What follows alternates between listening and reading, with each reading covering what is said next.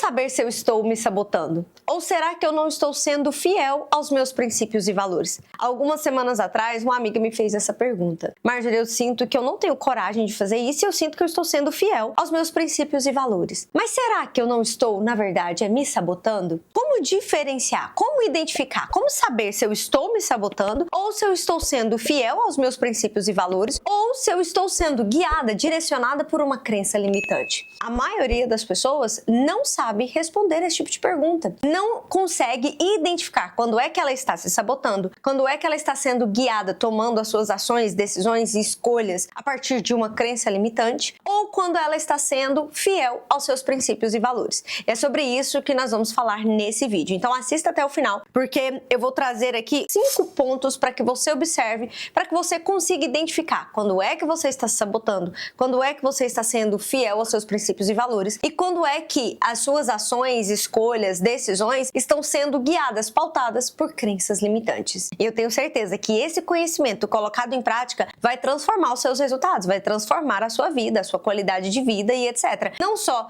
na sua vida pessoal, como também na sua vida profissional. Então vamos para o primeiro ponto que eu coloquei aqui. Eu tenho uma colinha para eu ser extremamente fiel aqui a vocês, a este conteúdo. E claro que eu teria muito mais coisas para passar para vocês, porque são centenas de atendimentos, é a minha realidade também, é o que eu lido todos os dias atendendo as minhas clientes. Lembrando que eu sou psicoterapeuta de empreendedoras, mas antes de orientar mulheres, guiar mulheres em um processo terapêutico, eu vivi processos terapêuticos intensos, densos, profundos. Eu sou a mulher transformada. No marketing, eles dizem que eu sou a persona transformada pelo meu trabalho, por aquilo que eu faço hoje. Então eu tenho muita experiência para passar para vocês, são muitos casos para contar para vocês, então nem para ficar tão longo, mas também nem para perder aqui os pontos específicos, eu trouxe aqui essa colinha para vocês. E o primeiro ponto aqui que eu quero trazer é identificar os padrões de fuga. Para que você consiga perceber, para que você consiga fazer essa análise, se você está se sabotando, ou se você está sendo fiel aos seus princípios e valores, ou se você está sendo guiado por uma crença limitante, é muito importante que você aprenda a identificar os seus padrões de fuga. Como, por exemplo, perfeccionismo pode ser um padrão de fuga. Não, eu só consigo fazer se estiver extremamente perfeito.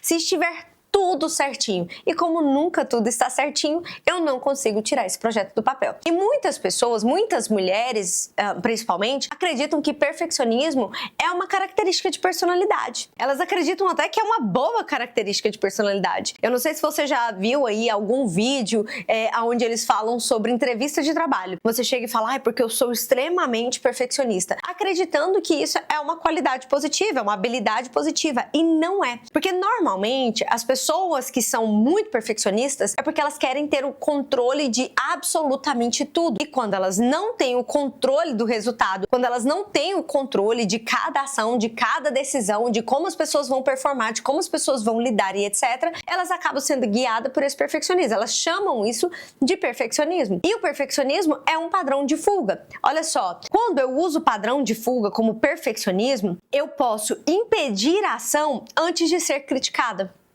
Eu tenho uma justificativa para não agir antes de ter que provar para alguém que eu sou mesmo capaz de fazer o que é preciso ser feito. Ou eu posso evitar futuras humilhações. Ou eu posso evitar futuras cobranças. Então entende que é um padrão de fuga? Na verdade, não é porque a pessoa quer que seja tudo perfeito. Ela não quer lidar com aquilo que gera dor, com aquilo que gera um desconforto emocional.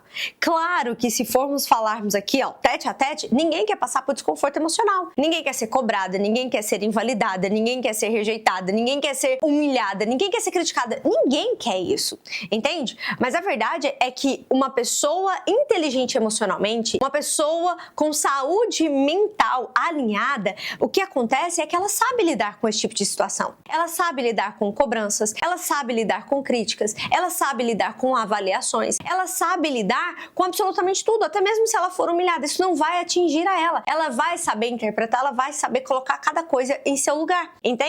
Então, o perfeccionismo é um dos padrões de fuga. Tem vários outros padrões de fuga, como por exemplo, tem padrões de fuga que é o compromisso. Na verdade, é a ausência do compromisso. Eu já atendi mulheres que elas não se comprometiam com o plano que ela tinha para o futuro. Uma certa vez, uma aluna falou para mim, Marjorie, O que acontece? O que você diria? O porquê que isso acontece? Eu tenho grandes ideias, eu tenho bons planos, eu já tenho tudo projetado, enfim, visualizado, alinhado, eu sei o que eu quero alcançar, eu sei aonde eu quero chegar, mas eu não consigo. Eu simplesmente fico travada no momento que eu vou colocar tudo em prática. E ali, durante uma aula dentro da Sente-se, a Sente-se é uma comunidade que eu criei para desenvolver e fortalecer mental e emocionalmente mulheres, tá?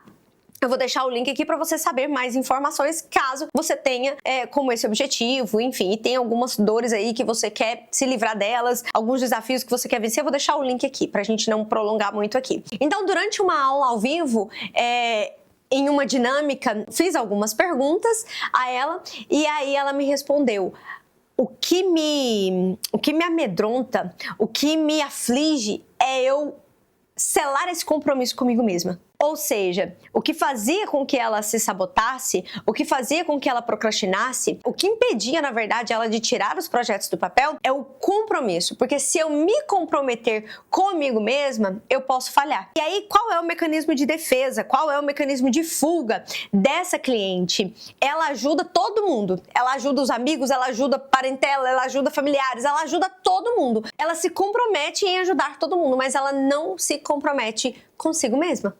Entende? Por quê? Por vários outros fatores que eu não vou prolongar aqui, mas porque teve ausência de pai e mãe, porque não aprendeu a ser cuidada, a ser valorizada. Então entende que existe mecanismo de fuga. Existem estratégias de fuga que são emocionais, mas que são inconscientes e que você não percebe. E que muitas vezes esses mecanismos de fuga, esses padrões de fuga emocionais e que eles são imperceptíveis muitas vezes, eles se tornaram tão automáticos, é tão natural pra você que você não percebe. E aí você justifica assim, não, porque são meus princípios, não, porque são meus valores, não, porque, enfim. Mas o que acontece se alguém te ver vencendo?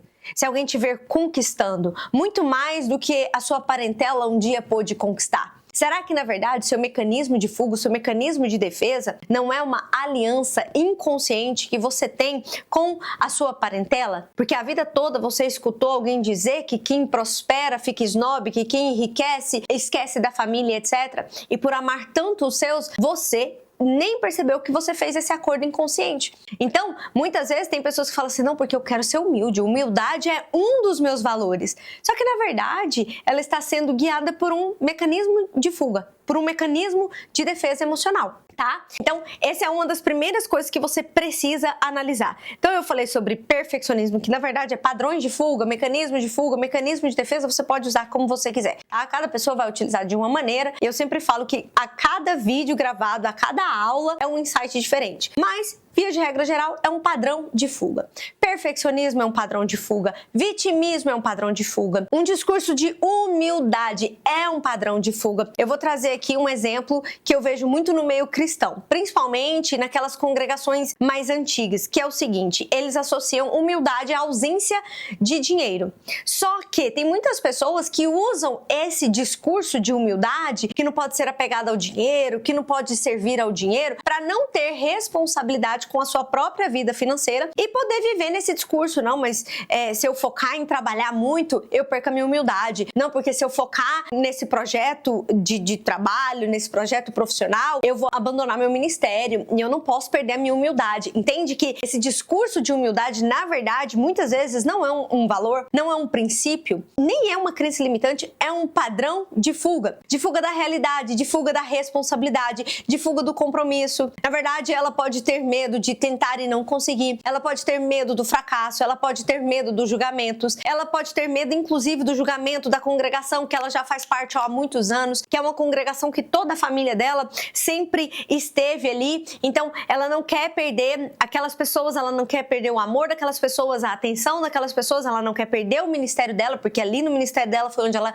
se encontrou, entende? Então ela fica com essa justificativa da humildade, mas ela usa isso como um padrão de fuga para ter um compromisso com a vida financeira dela. Então muitas pessoas vivem enfim, em extrema miséria muitas vezes, porque vivem com esse discurso. Então entende que se você parar para analisar racionalmente, não emocionalmente, racionalmente você consegue perceber os seus padrões de fuga? E aqui eu tô dando só alguns exemplos, tá, gente? Tem vários outros exemplos, mas não dá para explicar tudo aqui em um vídeo no YouTube. Eu explico a respeito de padrões sabotadores, de vícios emocionais, de padrões de fuga lá dentro da comunidade, lá dentro da Sente-se e, claro, também nos processos terapêuticos. Aí cada caso é um caso, cada cliente que traz a sua realidade, nós vamos guiando ali, pautado na realidade da cliente, nas dores das clientes, tá bom?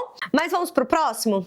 Esse assunto é muito interessante, não é? Fala a verdade. Coloca aqui nos comentários quais são os insights que você está tendo e quais são as percepções que você está conseguindo alcançar, que você está conseguindo ter a partir desse novo conhecimento. Vamos para o segundo ponto que precisa da sua análise, tá? Esse aqui é bem sutil, mas eu percebo ele em muitas vezes, em muitos casos de mulheres que se sabotam, que procrastinam, enfim, e que se vitimizam também, mas é você não enxergar os seus avanços. E quando eu falo sobre mulheres que se vitimizam, não é que de fato elas fazem isso de forma manipuladora. Eu estou falando neste caso aqui de mulheres que elas se percebem, elas sentem, elas vivem como vítimas, mas como vítimas de um fato verídico, tá? Mas elas ainda estão emocionalmente paralisadas lá naquele acontecimento, naquele trauma, naquela situação em específico. Tem muitas mulheres que não conseguem enxergar os seus avanços por se enxergarem pequenas, por se enxergarem menores,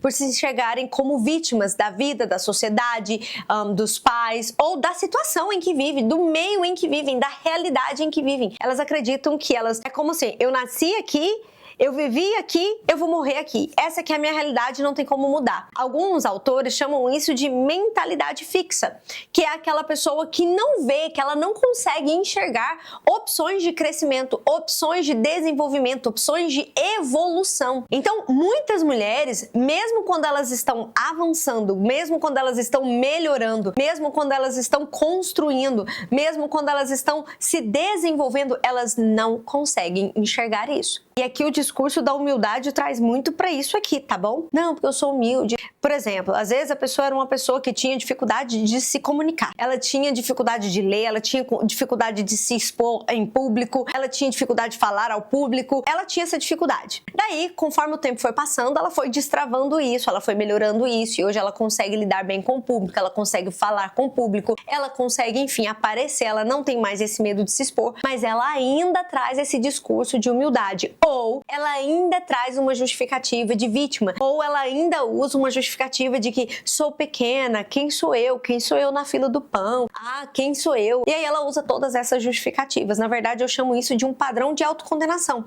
É uma mulher que não se enxerga merecedora. E muitas vezes ela já está vivendo coisas maravilhosas, muitas vezes coisas que ela nunca imaginou viver, ou que elas até sonhavam em viver, chegaram a escrever sobre isso, mas elas não conseguem enxergar esse avanço e elas vivem como sofredoras, como mulheres vítimas, como mulheres sobrecarregadas e etc. Eu não estou falando aqui da boca pra fora, tá? Eu não estou falando aqui como uma julgadora, como uma sentenciadora. Não é sobre isso. Eu estou falando aqui pra vocês como uma mulher que viveu um processo muito semelhante a esse e também eu passei muitos anos apegada, vou contar pra vocês aqui um pouco, tá? Eu passei muitos anos apegada a um discurso de vítima.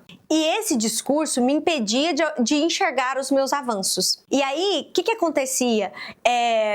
Eu usava, tipo, você já deve ter escutado por aí, talvez, eles falando sobre o conto do herói. Não tô me lembrando agora, não é o conto do herói, não, gente. E isso não faz muito tempo, tá? Isso foi o quê? Há 9 anos atrás, quando eu comecei a estudar sobre marketing. Ah, porque é a jornada do herói. Ah, porque é a jornada do herói, a trajetória do herói, você tem que contar a sua história, suas superações e etc. E eu me agarrei na minha história, eu achava que eu contava a minha história como a mulher que superou, como a mulher que venceu, como a mulher heroína, como a mulher que isso. Mas, na verdade, quando eu comecei a me especializar em comportamento humano, em saúde mental e emocional, que foi há 8 anos atrás, 7 anos atrás, eu percebi que, na verdade, eu contava a minha história como uma vítima. E aí eu contava aquela história, na verdade, eu me via como vítima daquela história, só que as pessoas que me ouviam contando aquela história elogiavam e falavam: uau, que história de superação, você é incrível, etc. E na verdade eu gostava daqueles elogios, e a vítima, ela gosta desse acalento. A vítima, muitas vezes, ela não percebe, isso tudo é inconsciente, tá? A vítima, muitas vezes, ela não percebe que ela gosta desse padrão de vítima, que ela se mantém nesse padrão de vítima para ela receber a atenção das pessoas, para ela receber elogios, para ela receber esse acalento, para ela receber essas validações. E eu vivi isso. E quando eu percebi isso, eu fiquei chocada, passada, sabe assim? Fiquei bege, como diziam antigamente.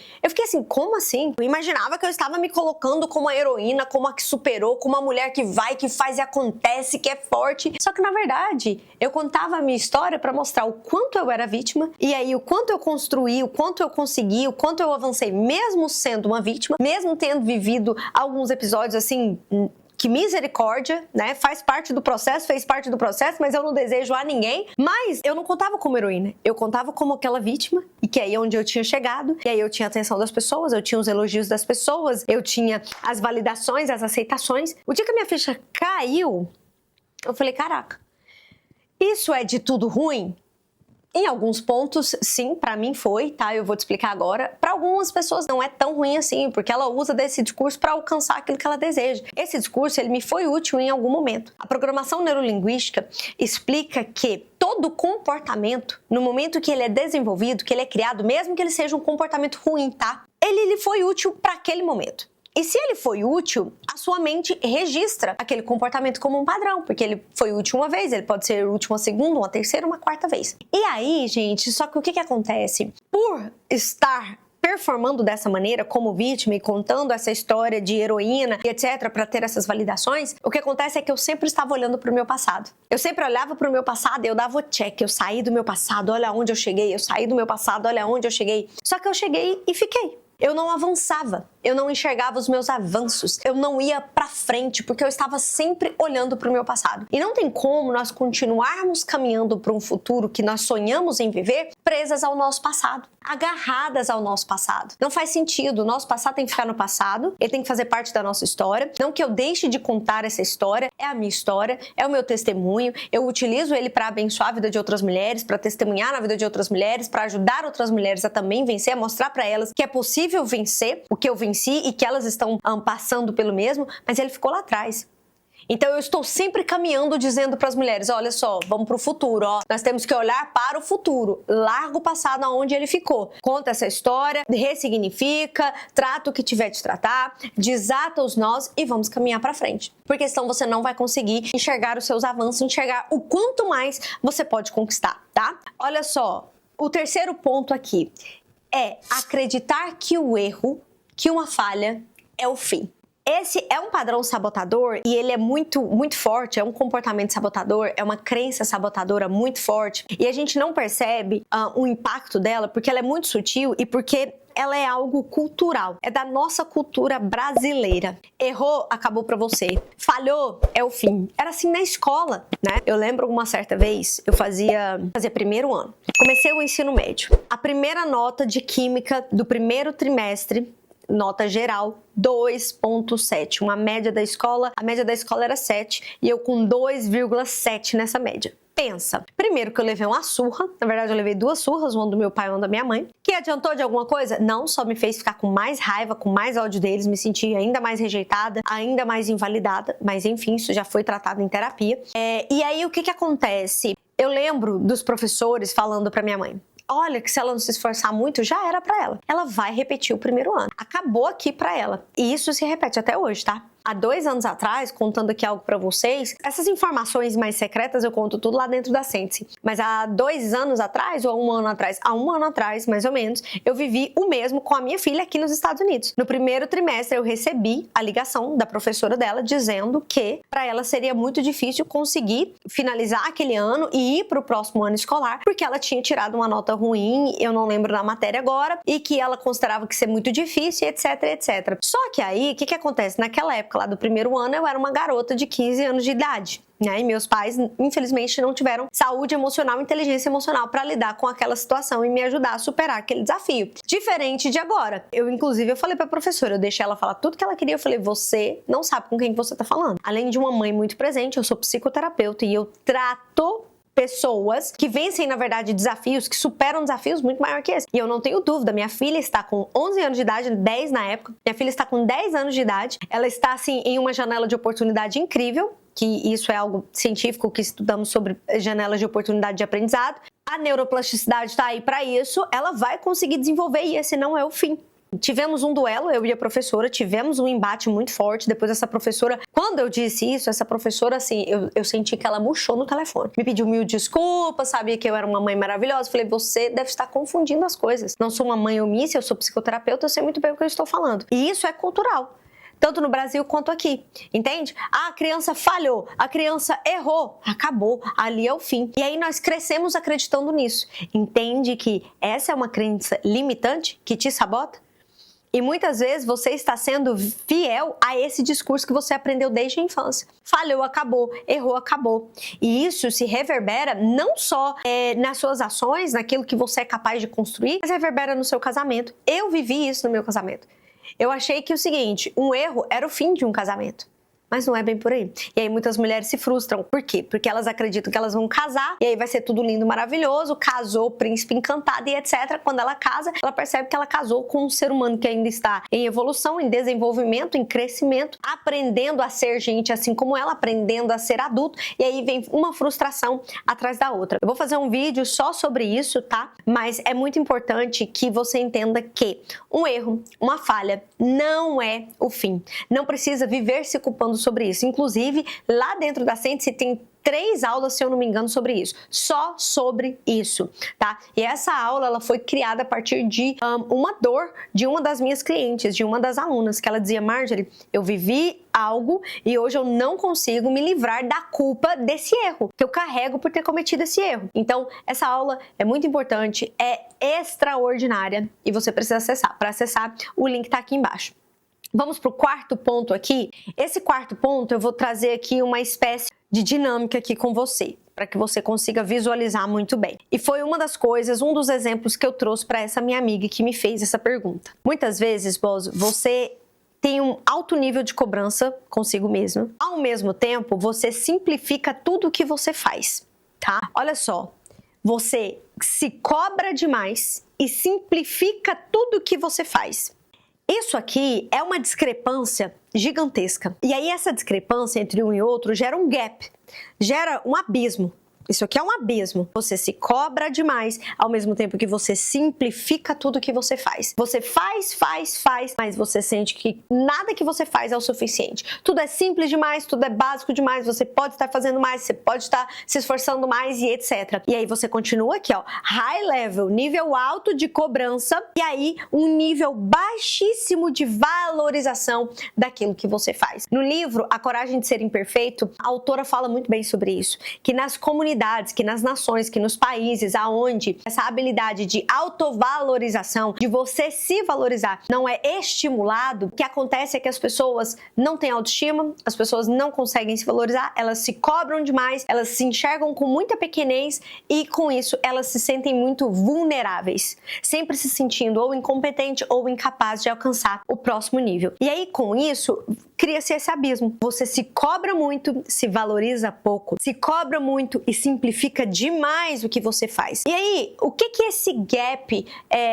de que forma que isso impacta negativamente a sua vida, tá? E aí, aqui, só trazendo aqui um parênteses, vou falando aqui com vocês e vários insights vão surgindo, vários exemplos. Mas olha só, aqui abrindo um parênteses, esse discurso da humildade. Sabe? Esse padrão de fuga de eu sou humilde demais, eu tenho que fazer muito para provar que eu sou alguma coisa e eu não posso valorizar aquilo que eu faço, senão eu perco a minha humildade, senão as pessoas vão me achar snob, as pessoas vão me ignorar, as pessoas não vão gostar de mim. Então você desvaloriza aquilo que você faz e isso cria um abismo. Isso cria um abismo, nada que você faz é o suficiente ao mesmo tempo que você já fez muito e não consegue enxergar o que você já fez. Isso é se sabotar. Por quê? Vou te explicar. Lembrando que aqui eu estou te explicando de uma forma muito superficial, tá? Muito subjetiva. Mas vamos lá que você vai entender. Imagina que você começou do absoluto zero e você conseguiu escalar uma montanha. Você subiu uma montanha. E tem várias outras montanhas. Eu vou te dar um exemplo. Você quis se formar em uma profissão, subiu a primeira montanha. Você se formou, você conseguiu atingir esse objetivo, você se formou, você subiu essa primeira montanha. E aí você se tornou uma profissional tão boa naquilo que você faz, uma pessoa tão competente, com resultados tão extraordinários, que as pessoas passam a te procurar, te pedindo informação, te pedindo para que você ensinasse aquilo que você faz. E você foi para a segunda montanha, que é o quê? Você é a profissional expert que domina essa profissão e que sabe ensinar outras pessoas a se tornarem profissionais tão bons quanto você é. Só que você veio aqui para essa segunda montanha. Só que o que acontece? Quando chega aqui, ó, você paralisa, você se sabota, você não tem coragem de cobrar mais. Você muitas vezes não tem coragem de cobrar por aquilo que você sabe, por aquilo que você ensina. Porque quando você sai daqui e vem para a segunda montanha, consegue entender que aqui você vai alcançar resultados de segunda montanha? Segunda montanha. Quem escala uma montanha tem uma visão. Quem escala a segunda montanha tem outra visão. Só que por não estar vendo, enxergando a mesma visão que você tinha aqui, você já não se acha mais competente de estar aqui. Olha só, você saiu do zero, veio para a primeira montanha, você tem uma vista dessa montanha. Só que dessa montanha você veio para a segunda montanha. Só que aqui a vista é diferente, mas você ainda está apegado à vista dessa primeira montanha. E aí, como aqui você não tem a vista da primeira montanha, mas sim da segunda montanha, você não se sente digna de estar aqui. Em que sentido? Você está aqui e hoje você é a pessoa que tira a pessoa do zero para subir a primeira montanha, mas você está aqui na segunda montanha. Só que por não estar na primeira montanha, você não se acha digna, nem se acha merecedora e acha que você vai estar sendo uma pessoa mau caráter se você falar para essa pessoa que está aqui do zero: ei, eu te ensino a subir a primeira montanha. E você fica: mas eu nem estou na primeira montanha. Você fica justificando: eu nem estou na primeira montanha, eu já estou aqui, ó, mas eu não estou na primeira montanha. Como que eu vou ensinar a pessoa a sair do zero a vir para a primeira montanha, sendo que eu nem estou mais na primeira montanha? Você consegue entender? Se você é do marketing, entenda o seguinte: o Érico Rocha veio aqui nos Estados Unidos, pegou a fórmula de lançamento, 6 dígitos em 7 dias. Chegou e ensinou as pessoas a sair do zero para 6 dígitos em 7 dias. Só que hoje, o Érico Rocha, provavelmente ele fatura o quê? Múltiplos milhões, múltiplos 8 dígitos ou às vezes até já bilhões no ano. Imagina se o Érico Rocha olhasse e falasse assim: agora eu não sou mais digno, eu não posso mais, não é mais coerente, não é de boa índole, não é de bom caráter eu ensinar as pessoas a sair do zero para vir para os 6 em 7 ou sair dos 1000 para vir para os 6 em 7, sendo que hoje eu faturo os bilhões. Tá ficando claro para você? Ficou claro para você esta análise? Marjorie, mas tá muito semelhante à análise de não conseguir ver avanços. É diferente. É diferente. Às vezes você tá aqui, ó, num plano linear, você não consegue ver seus avanços. Aqui é diferente. A pessoa sabe que ela já conquistou a primeira montanha, ela sabe que ela já está na segunda montanha, ela sabe disso, ela consegue enxergar os seus avanços. Mas por uma questão de, porque não, eu vou estar sendo infiel, eu vou estar sendo contra os meus princípios e valores, porque eu já saí daquele lugar, sabe? Tem pessoas que usam muito de um senso de honestidade, sendo que na verdade é uma crença limitante, é um padrão sabotador. Entende? Ela quer estar sempre no mesmo nível da pessoa para estar fazendo uma promessa ou vendendo algo para ela. E no mesmo nível, a verdade é que quando você se iguala a essas pessoas não querem comprar de você, porque as pessoas sempre querem comprar de quem está em um nível maior que ela. As pessoas sempre querem aprender com quem já tem resultados tão extraordinários quanto os dela. As pessoas, elas querem pagar para aprender com quem já chegou na montanha onde ela quer chegar e não com quem está igual a ela. Ficou claro?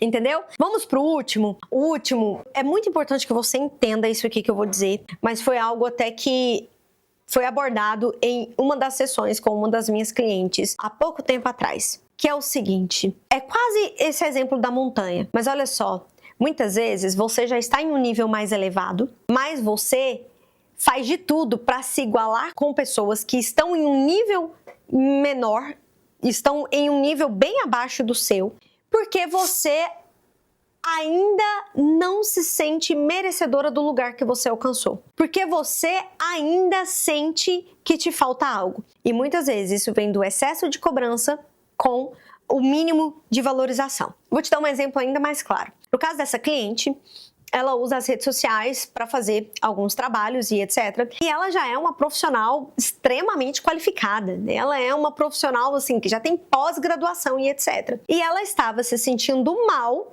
porque uma pessoa que na verdade é uma influenciadora digital, uma pessoa que cria conteúdo para rede social, nem é influenciadora digital, é uma pessoa que cria conteúdo para rede social, havia copiado um conteúdo dela ou elas haviam feito conteúdos semelhantes, etc. E eu falei para ela o seguinte: imagina, tem uma mesa de rainhas preparada para você. O seu lugar está nessa mesa, certo? Você está no Palácio da Rainha. E lá na cozinha tem a mesa das colaboradoras, tem a mesa das garçonetes, tem as mesas das plebeias, tem a mesa das, enfim, das que servem as rainhas, ok? Quero colocar assim, lá na cozinha tem a mesa, tem um lugar, em um lugar reservado para aquelas que servem as rainhas. O seu lugar na mesa das rainhas está reservado. Só que você não se sente merecedora daquele lugar e fica querendo se sentar na mesa das pessoas, das mulheres que servem as rainhas. E isso aqui, gente, não é para que exista uma questão de menosprezo, tipo assim, de diminuição, não, de tipo assim, de invalidar outras pessoas, não. Mas o fato é que a liderança é a liderança. Os colaboradores são os colaboradores. Se você chegar em qualquer empresa, vai ter a sala da liderança, a sala da reunião da liderança. É diferente de quando aqueles líderes vão fazer reuniões com os colaboradores, com os funcionários. Se você chega em um castelo, tem a mesa das rainhas, das convidadas das rainhas. Tem a mesa das mulheres ou dos funcionários ou ali das pessoas que servem as rainhas, sejam homens ou mulheres, mas aqui eu tô falando com mulheres. Mas o que eu tenho percebido é que muitas mulheres têm seus espaços reservados nas mesas das rainhas, mas querem continuar se sentando na mesa das mulheres que servem as rainhas. Eu espero que você não interprete mal isso que eu estou te dizendo. Você não interprete mal o que eu estou trazendo aqui para você, mas você precisa ter essa clareza, porque você se sabota. O seu lugar lá na mesa da rainha está reservado. Pessoas de alto nome, de alto escalão, com resultados incríveis, te convidando, te chamando e etc. E você ainda está querendo competir, você ainda está se sentindo atingida, você ainda está querendo se igualar com aquelas que servem as rainhas. Isso é se sabotar. Isso não é ser humilde, isso é desvalorizar a sua jornada, desvalorizar o seu processo, desvalorizar os seus ganhos. Porque se você foi convidada para sentar em uma mesa de rainha, em mesa com grandes nomes, isso é mérito seu. Isso é mérito seu. Mas muitas vezes você se deixa ser enganada, muitas vezes você se perde porque você fica brigando por causa de picuinha. Você fica discutindo por causa de pouca coisa. Você fica deixando de fazer o que precisa ser feito por causa de coisas pequenas. Entende? Por causa de assuntos que estão sendo falados lá na mesa de quem serve as rainhas, enquanto você pode estar na mesa das rainhas, fazendo bons negócios, conhecendo pessoas ainda mais extraordinárias que vão te levar para um outro nível. Entende? Então, existe isso e esse é um padrão de autossabotagem. É você simplificar demais o que você já fez, é você desvalorizar demais o que você fez e ao mesmo tempo que aquele espaço está lá reservado, você se culpa por não estar lá e por estar ali sentada nas mesas das mulheres que servem as rainhas. Você se culpa. Você fala, cara, meu lugar é lá, mas eu tô aqui discutindo com ela qual é o prato que ela vai levar primeiro, sendo que eu era para estar lá sendo servida por ela. Consegue entender? Eu espero que tenha ficado claro para você. Esses são só alguns sinais, alguns pontos que você precisa observar. Esse último ponto que eu trouxe aqui para vocês acontece muito entre amigas, porque, enfim, inconscientemente você acabou ali criando um pacto emocional, um pacto de lealdade com algumas amigas. E você se esforçou, você estudou, sei lá, você se formou, você saiu do país, você abriu um negócio, você se arriscou de formas diferentes, e você fez coisas que as suas amigas não queriam fazer, não quiseram fazer, que não faziam sentido para elas e etc. E aí você prosperou, você cresceu, você está sendo convidada para outras coisas e etc. Até mesmo, muitas vezes você está sendo convidada para eventos, projetos, que as suas amigas nem querem fazer parte. Mas aí, por as suas amigas não estarem vindo com você, você não estar vendo que as suas amigas estão crescendo, prosperando e etc., e elas nem querem isso, muitas vezes, você fala, não, já que não tem espaço para 2 ou para 3, eu não vou me sentar no meu espaço reservado, eu vou voltar lá para aquela mesa onde a minha amiga está, tá? Então, assim, vou dar um exemplo aqui bem óbvio, eu sei que pode ser polêmico, mas eu vou dar esse exemplo. Vamos imaginar que você tem aquela amiga que vivia em mesa de boteco com você e ela juntinhas ali, ó, bebê e farra e etc. E você percebeu que aquela vida ali não ia te levar para lugar nenhum. E você passou a estudar, você passou a investir em ambientes de network, você passou a investir em ambientes que falam sobre negócios, conhecimento, evolução, prosperidade, etc. E aí você tá sempre chamando a sua amiga, você tá sempre convidando a sua amiga, pode ser que você já comprou ingresso para sua amiga, pode ser que você já cedeu acesso dos cursos que você já comprou para sua amiga, só que ela nunca assiste, ela nunca quer ir, ou ela vai ficar de cara ruim, ou ela vai falar mal de todo mundo, ela te convence que aquele lugar não é bom. E aí o que acontece? Você tem um espaço lá reservado, lá no evento, que muitas vezes você já está sendo chamada para palestrar e etc, mas você decide não ir e voltar a sentar em uma mesa de bar, porque você nem percebeu que inconscientemente você tem aí esse pacto emocional com essa pessoa.